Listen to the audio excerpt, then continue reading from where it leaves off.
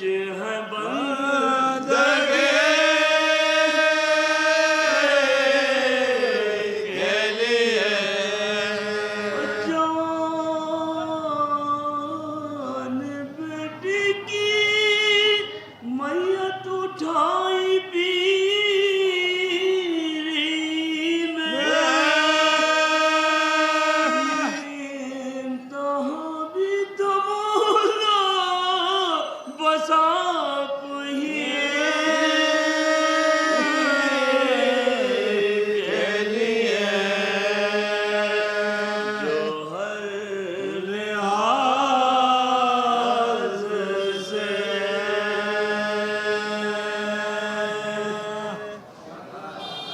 فاتحہ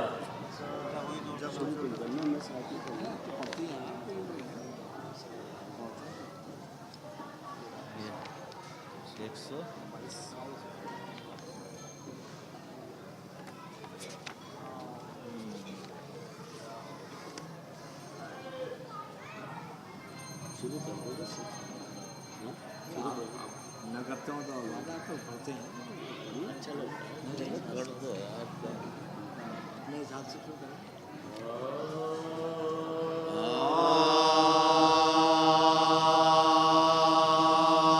جب ہوئی ظہر طلب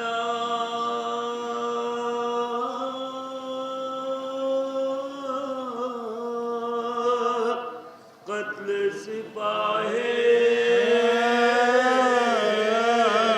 شب جب ہوئی ظہر طلب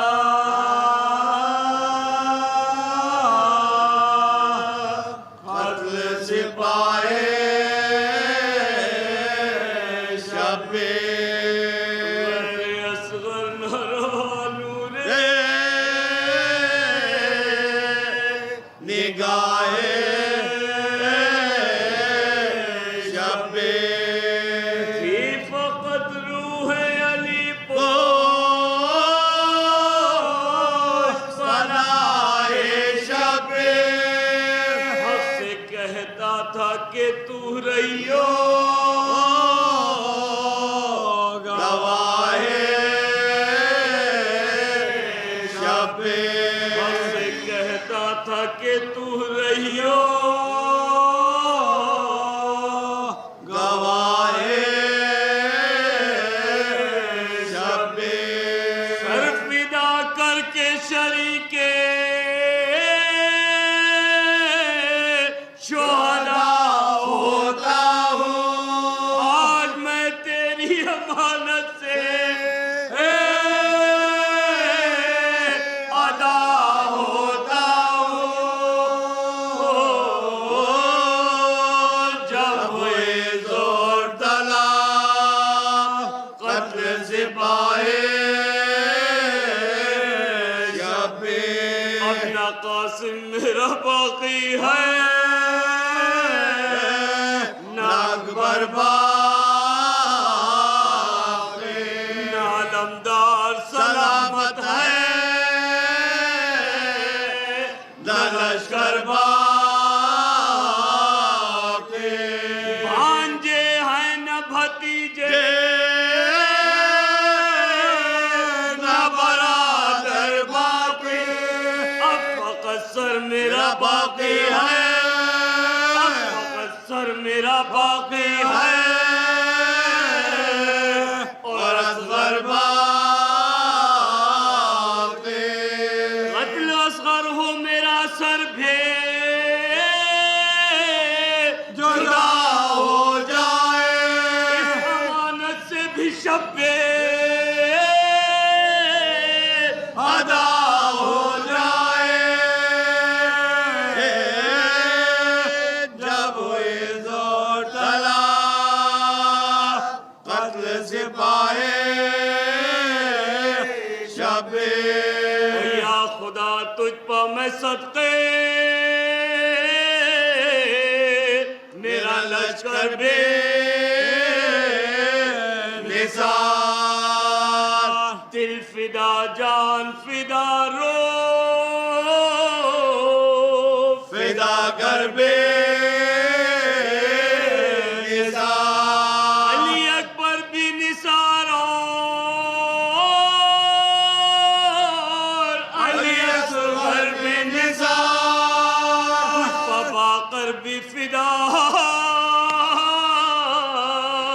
عابد مضطرب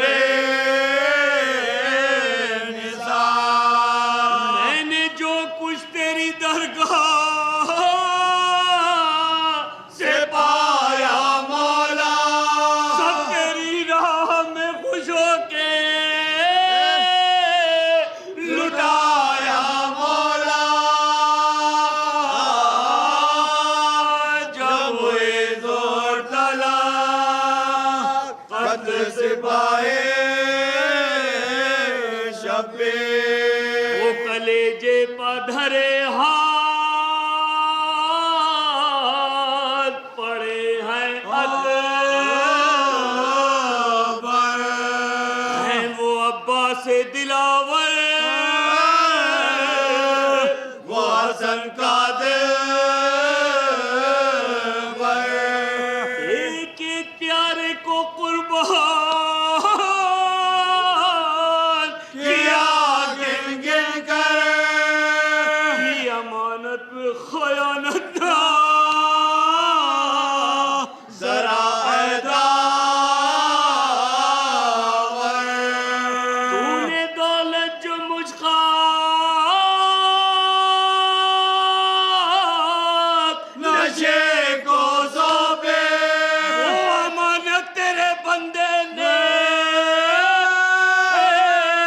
زمین کو سونپے جب ہوئے زور تلا قتل سپاہی شبیر تو شہنشاہ شہنشاہ ہو کا ہے بارے خدا ہے برابر تیری درگاہ میں سب شاہو گدا خاطر عاشق جاں ہے البتہ جدا اے خوشحال کے مجھ سے ہو تیرا شکر ادا حلق پر تیغ رہے سینے پجلاد رہے نہ کہو نام تیرا دل میں تیری یاد رہے جب ہوئے زور تلا قتل سپاہی شبیر گندا میرے نانا نے تجھے نظر کیا لے گئی نظر کو پہلوئے شکستہ زہرا سرخ روح ہے تیرے دربار میں بابا میرا دل کے ٹکڑے میرے بھائی نے کیے تجھ پر فدا دل کے ٹکڑے میرے بھائی نے کیے تجھ پر فدا شبیر بھی ان سب کے مقابل ہو جا ہر میرا گھر تیری سرکار کے قابل ہو جا جب ہوئے زور تلا قتل سپاہی شبیر سر میرا کٹ کے یقین ہے سوئے کوفہ جائے اور یہ تہی دستے بلا نظر تیری کیا لائے تیر اصغر کو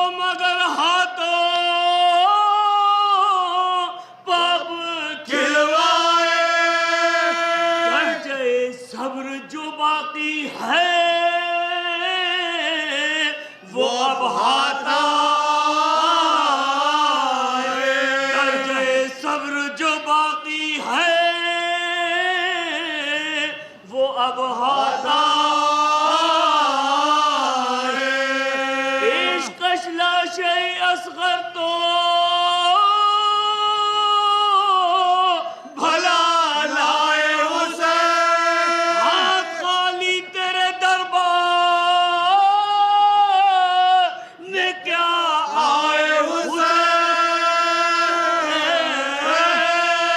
جب ہوئے زہر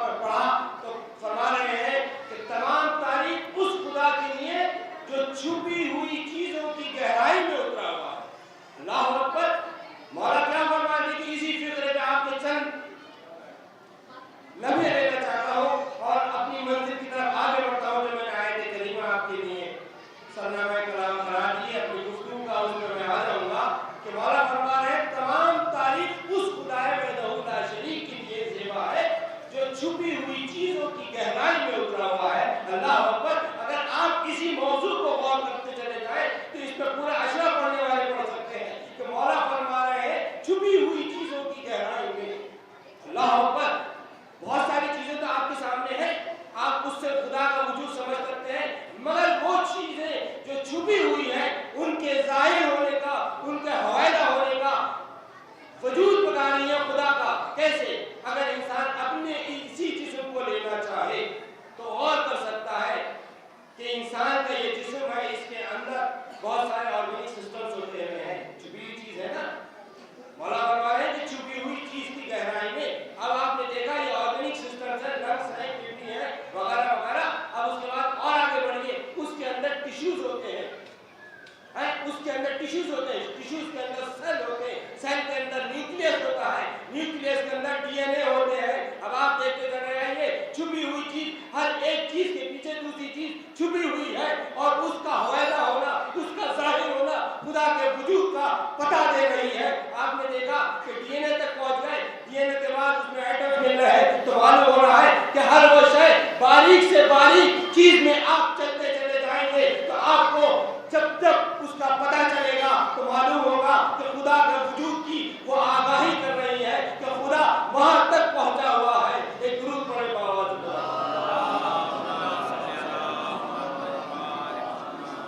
اسی نظریے سے آپ کسی بھی اینگل سے سوچتے چلے جائیں, اسپیس کے بارے میں سوچیے وغیرہ وغیرہ, آپ کو ان تمام چیزوں کا فائدہ ہونا جب جب ظاہر ہوگی پتہ چلے گا کہ خدا موجود ہے, ظاہر ہے. ہاں حضرت نارائن حسین, میں نے اپنی گفتگو کے لیے جو آیت کریمہ سرنامہ کلام قرار دی ہے وہ سورہ آلہ کی دوسری آیت ہے, جس کی طرف آپ کی توجہات چاہتا ہوں کہ پہلی آیت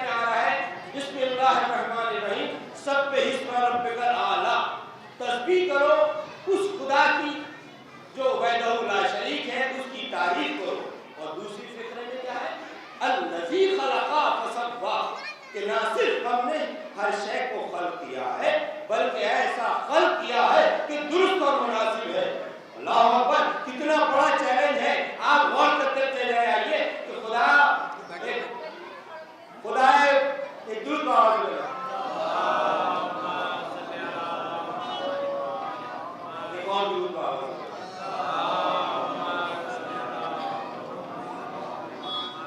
خالق ارض و سما کہہ رہا ہے۔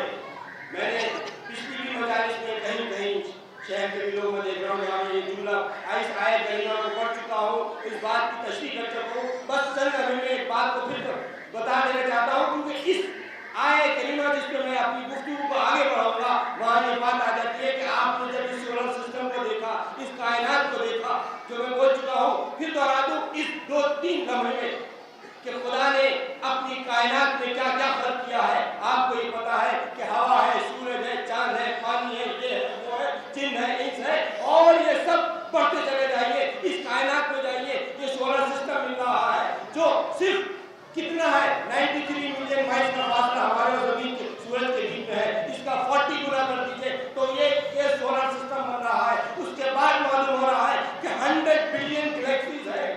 آپ نے دیکھا میں یہ کیوں دوہرا رہا ہوں، ذرا اس بات پر آ جائیے کہ میں نے آپ کے سامنے آیت کریمہ پڑھی کہ خدا کیا کہہ رہا ہے، الذی خلق فسوی، ہم نے نہ صرف ہر شے کو خلق کیا ہے بلکہ ایسا خلق کیا ہے، ایسا خلق کیا ہے کہ درست ہے، مناسب ہے۔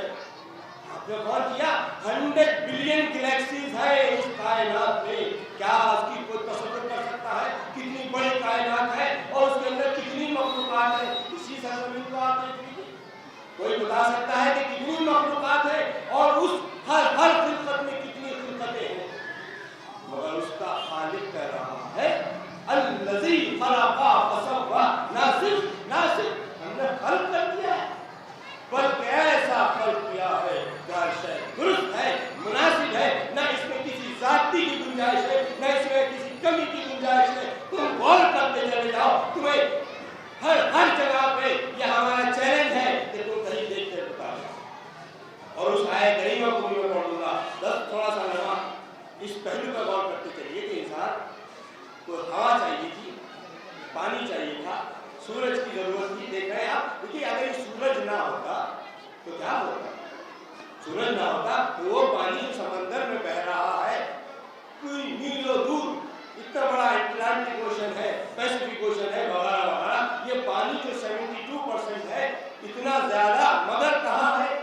کیا یہاں سے آسان ہے؟ امرا والوں کو بھی پانی چاہیے، اور ہندوستان کے کسی کونے میں چلے جائیے، کشمیر والوں کو بھی پانی چاہیے، امریکہ والوں کو بھی پانی چاہیے، ہر جگہ پانی چاہیے۔ کوسٹل ایریاز کتنے زیادہ ہو گئے، ساحلی علاقے تو بہت کم ہوتے ہیں نا، سب پیچھے ہیں، مگر ان سب کو پانی چاہیے، اور پانی ضرورت ہے کاہے کی؟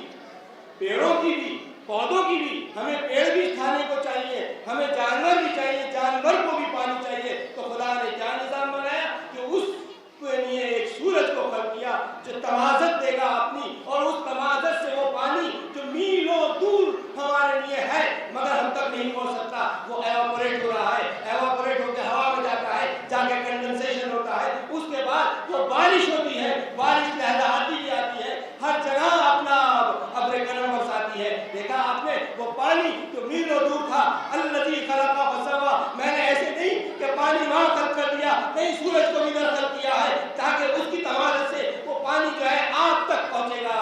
دیکھا آپ نے کس طرح سے خدا کی کائنات میں فضل و کرم ہے۔ پانی چاہیے آپ کو، مل رہا ہے، ہوا چاہیے آپ کو، مل رہی ہے، اور اس کے بعد آپ یہ دیکھ لیجئے کہ یہ سورج کے گرد گھومتی بھی ہے اور اپنی ایکسس پہ بھی گھومتی ہے۔ یہ اگر نہ گھومتی تو کیا ہوتا؟ اگر اپنی ایکسس پہ نہ گھومتی تو دن رہ جاتا یا رات ہی رہ جاتی، نہ دن ہوتا یا رات ہوتی۔ دن ہوتا تو کیا ہوتا آپ تصور کر سکتے ہیں، اگر رات ہوتی تو کیا ہمیں جینے کے لیے ممکن تھا؟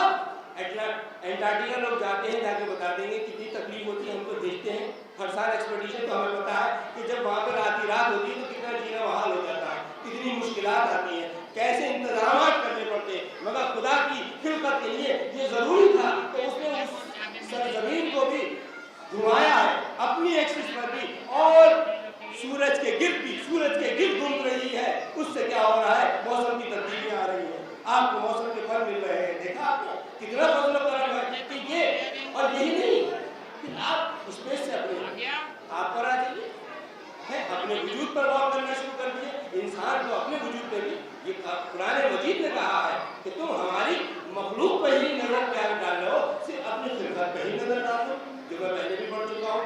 आप देखिए कि इंसान की ये जो अपना वजूद है ये ही लाजवाब है, इसके सामने इंसान एक दुरुस्त आवाज बोले,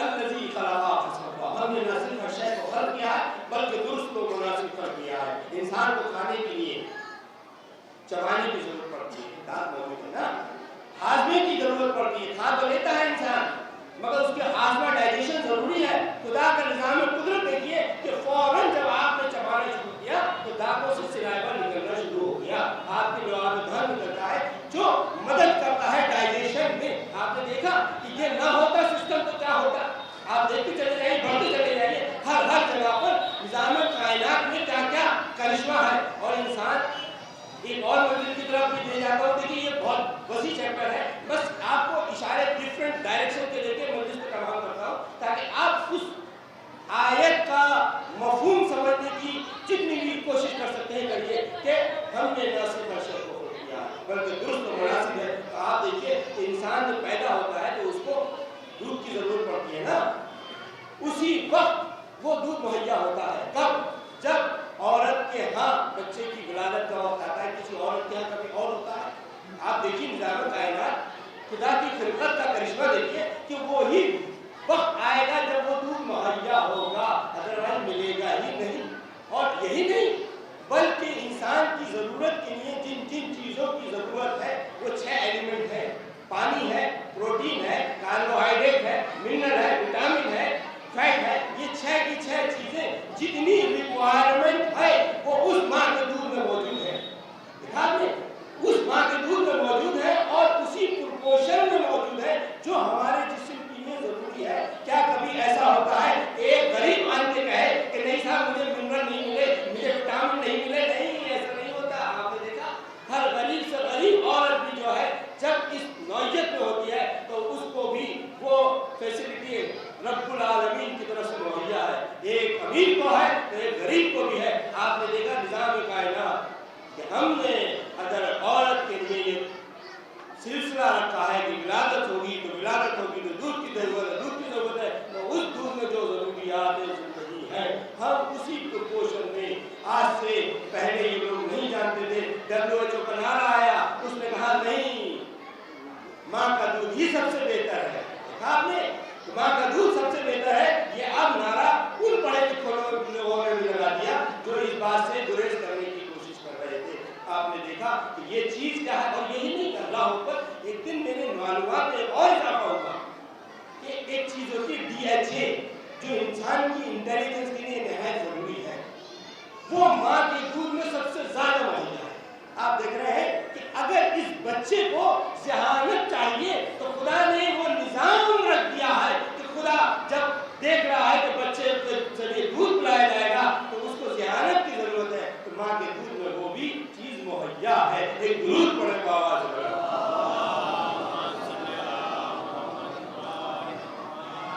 तो वो इंसान जो आज बड़ा तकब्बुर करता है, बड़ी अपनी लियाकत पर नाज करता है, सूरह मुल्क की आयत को गौर कीजिए, सूरह मुल्क में इशारा हो रहा है बिस्मिल्लाहिर्रहमानिर्रहीम। दुरूद आवाज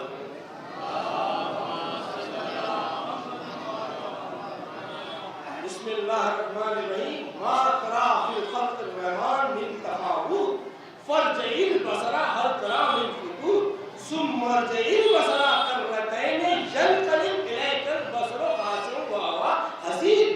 पहली आयत में क्या हो रहा है? मा तरा फिल खल्क़िर रहमान मिन तफावुत, अरे तुम रहमान की तखलीक में किसी तरह की बेरब्तगी नहीं पाओगे। देखा आपने, वही आयत जो सूरह रहमान की मैंने पढ़ा, मैंने यहाँ देखा तो कोई बात दिखाई दे रही है। मा तरा फिल खल्क़, सब कुछ ऐसे हो रहा है। ए जिन्नो इंस और बहुत में बड़ा हुआ है ना कि खुदा की कायनात में तुम बड़े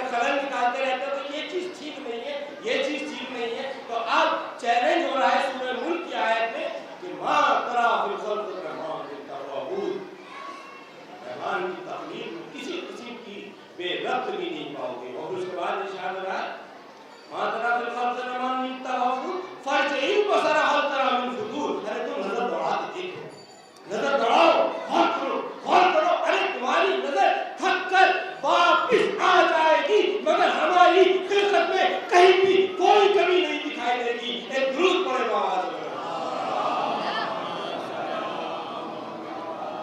हमारी खिदमत में कहीं कोई कमी नहीं दिखाई देगी। तुम गौर करो, फिक्र करो, सोचो, समझो, हर जगह पर तुम्हारी नजर नामुराद वापिस आ जाएगी, मगर हमारी खिदमत में कहीं कोई कमी नहीं दिखाई देगी।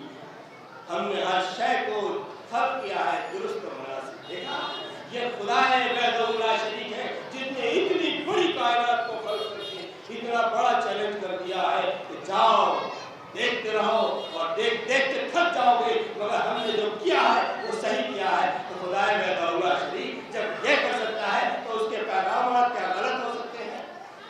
उसका ये फैसला कि आदम पहले पैदा होंगे, उसके बाद सिलसिला चलेगा, दर सिलसिला चलेगा, खातमुन नबीयीन आएंगे, पूरा इस्लाम दिया जाएगा, और उसके बाद का ये जरूरी ना था कि हिफाजत भी हो, उस शरीयत की, कुरान की हिफाजत भी हो। तो क्या ये मुमकिन नहीं था? खुदा छोड़ देता, वो फैसले भी उसके हर जगह अटल है, सही है, उसने सारा इंतजाम बना दिया है कि मखलूक जब रहेगी उसको हिदायत की जरूरत है तो हिदायत का सामान रहेगा, और हिदायत का सामान ऐसे रहेगा कि एक तरफ पहले पेश किया जाएगा, उसके बाद उसकी हिफाजत की जाएगी। तो क़यामत तक के लिए ये सिलसिला है कि बाकी रहेगा।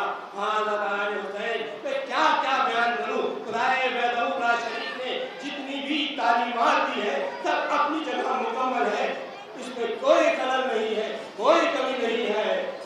मगर क्या बताएं, इंसान ने हमेशा इसमें जो है कमी की है। खुदा ने हर जगह कहा है अरे तुम हमारी किन किन नेमतों से इनकार करोगे। हमने हर तरह की नेमत तुमको दी है। अगर हमने इंसान को खाने पीने की जरूरत थी तो वो भी मुहैया कराई, अगर हिदायत की जरूरत थी तो वो भी हमने मुहैया कराई। किस चीज को नहीं बताया हमने? हर बात को बताया है। हाँ, करबला का मैदान मुझे याद आता है, मैं क्या बताऊं, इतना वक्त तंग होता है इस वक्त कि बातें वजाहत से नहीं हो सकती, मगर जीती जागती तस्वीर जो है इस्लाम की, अगर कोई नजर डालना चाहता है तो करबला की तरफ रुख करके देखिए। वो करबला के मैदान में उसको दिखाई देगा कि वो जीता जागता इस्लाम जो रसूल ने पेश किया था वो क़यामत तक के लिए एक ही दिन में मुकम्मल तौर से उसकी वजाहत हो रही है। हर लम्हे पे, हर फिक्र में आपको करबला का मैदान हिदायत करता हुआ दिखाई देगा कि तुम बचपने में हो, जवानी में हो, बूढ़े हो, हम तुमको बताते हैं जीने का सलीका कैसे है। इमाम मज़लूम आए हैं उस मंजिल को पूरा करने के लिए जो जनाब इब्राहिम ने चाही थी, जनाब इस्माइल ने जो फिदिया रखना चाहा था बारगाह रिसालत में, बारगाह इमाम अल्लाह की रब्बुल इज्जत की बारगाह में, यहाँ पाने वाले हम कुर्बानी देंगे तेरी बारगाह में। बाप बेटे में तय होता है, वो आते हैं उस मकाम पर कि हाँ अल्लाह की अगर मर्जी है तो हम कुर्बानी देंगे। बाप बेटे को देख रहा है, बेटा बाप को देख रहा है, बेटा कह रहा है कि नहीं बाबा आप बेफिक्र रहिए, मैं अल्लाह की रजा के लिए तैयार हूँ। मगर बाप का दिल है, देखा आपने, आप तारीख उठाकर देख लीजिए, कोई मुसलमान इस बात को बता दे कि जब बाप ने बेटे के गर्दन पर छुरी फेरनी चाहिए तो क्या आलम है कि आंखों पे पट्टी बांध रहे हैं जनाब इब्राहिम, और इस आलम में कुर्बानी पेश कर रहे हैं। मगर खुदा ने पढ़कर क्या कहा, ऐ इब्राहिम तुमने अपने ख्वाब की ताबीर पूरी कर दी, मगर हमने इस कुर्बानी को ज़िबे अज़ीम के लिए मुंतकिल कर दिया। अल्लाह अकबर। अरे वो ज़िबे अज़ीम कौन सी कुर्बानी है? ऐ मुसलमानों जरा सोचो वो कौन सी ज़िबे अज़ीम है। हर साल हम बड़े जोशो खरोश से ईद उल ज़ुहा मनाते हैं, कुर्बानी पेश करते हैं एक दुम्बे को ज़िबा करके। क्या हम हक़ रिसालत अदा कर सकते हैं? अल्लाह का रसूल कह रहा है कुर्बानी दो, इशारे दो, तो क्या सिर्फ एक बकरे को कुर्बान कर देना ही काफी इशारा है? उस अल्लाह के रसूल ने बताया हाँ मैं अपने फर्जंद को भेजूंगा जो बारगाह रिसालत में ऐसी कुर्बानी देगा जो दौलत की कुर्बानी भी होगी, जो माल की भी होगी, जान की भी होगी, अजीज व अकारीब की भी होगी, भूख की भी होगी, प्यास की भी होगी, तमाम कुर्बानियां पेश हो रही है। अल्लामा इकबाल कहते हैं खलील ने भी न पाया उरूज अज़्म हुसैन, खलील ने भी न पाया उरूज अज़्म हुसैन।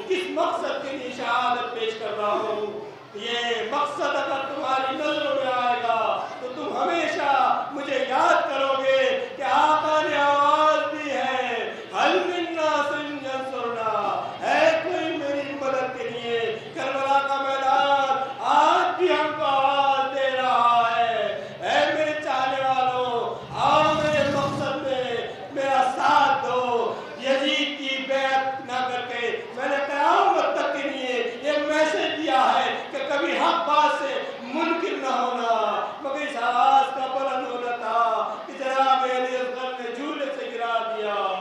झूले से गिरना था कि अहले बैत अतहार में कुरान बपा होता है, बीवियां रोने लगती है, वाह हुसैना वाह मोहम्मदा की आवाज बुलंद होती है।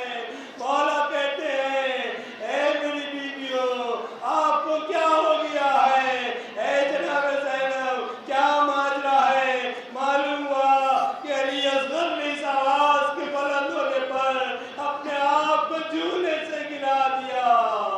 आपने कहा बच्चा बहुत प्यासा है, लाओ मैं फौज आदा की तरफ ले जाता हूँ, उनसे आपका तलबगार होता हूँ। जनाब इमाम हुसैन ने अली असगर को सामने किया। लोग समझे कि आज अब शाद बैत कर लेंगे, कुरान लेके आए हैं। हाँ कुरान तो जरूर था, वो कुरान नातिक था जो सामने आया। उस बच्चे ने अपनी जान को मुबारक को फिर आगे बताया कि देखो मैं नन्हा सा बच्चा हूँ और प्यासा हूँ, है कोई मुसलमान जो मेरी प्यास को समझ सके। तीरे शिवर मुरमरा का तीर आता है इस आलम में कि जनाब अली असगर की शहादत होती है। ये देखना था कि इमाम मजलूम ने वो पानी की जो तरफ की जवाब में मिला था, अली असगर का खून हाथों पर आता है, चाहते हैं कि जमीन पर गिरा दे मगर आवाज आती है ए हुसैन ऐसा नहीं करना, नहीं तो क़यामत तक ये खून नाहक जो है किसी रोजी को पैदा नहीं होने देगा। आपने चाहा कि मैं आसमान की तरफ फेंक दूं, फिर एक आवाज आई ए हुसैन ऐसा मत कीजिए, क़यामत तक आसमान से बारिश नहीं होगी, ये खून नाहक है। मौला कहते हैं आना न जान आपकी बारगाह में मैं इस खून को लगा कर आऊंगा। और ये कहते हुए आपने अपने चरणों मुबारक पर वो खून भर लिया। भला